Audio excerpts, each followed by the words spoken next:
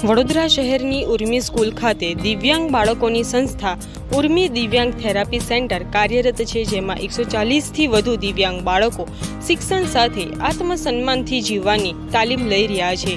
જેમાં આજરોજ ઉર્મી દિવ્યાંગ થેરાપી સેન્ટર દ્વારા નવતર અભિગમોથી દિવ્યાંગ બાળકોને મંચ પૂરો પાડવામાં આવ્યો છે.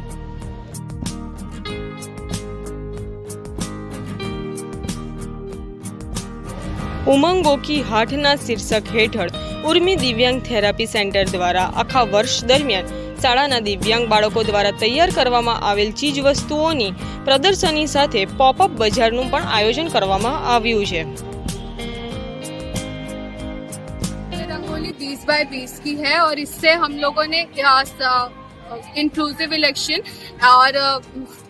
इलेक्शन और एक्सेसिबिलिटी ऑफ इलेक्शन की बात की है. इसमें हमने 4 ऐप्स की बात की है. दिव्यांग ऐप जो मतलब सक्षम ऐप जो दिव्यांग लोगों के लिए है, और नो योर वोटर जो ऐप है उससे हमें पता चलेगा कि हम कहाँ के किधर पे जाके हमें वोट करना है. नो योर कैंडिडेट की हमारे कॉन्स्टिट्यूएंसी से कौन है जिसे हमें जिनको हमें वोट करना है.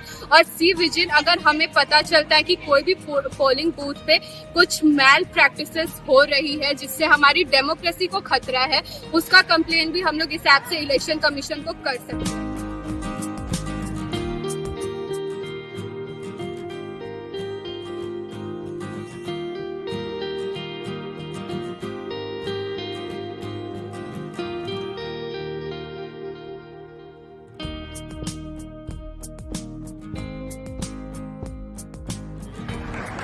ઉર્મી સ્કૂલ ખાતે કાર્યરત ઉર્મી દિવ્યાંગ સ્કૂલ જે છેલ્લા લગભગ 25 વર્ષોથી કાર્યરત છે, તેના બાળકોનું તેઓની પ્રગતિ, તેઓનો સામર્થ્ય અને આદર આપવા આજે અમે સૌ ઉર્મી સ્કૂલ ખાતે ભેગા થયા છીએ.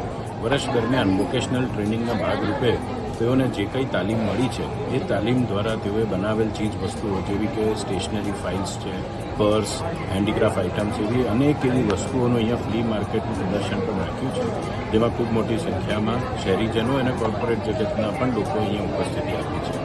સાથે સાથે દિવ્યાંગ બાળકો દ્વારા 20 બાય 20ના ફ્લોટ પર વોટિંગ અવેરનેસની એક અતિ ભવ્ય રંગોળી પણ અહીં પ્રદર્શન કરવામાં આવી છે.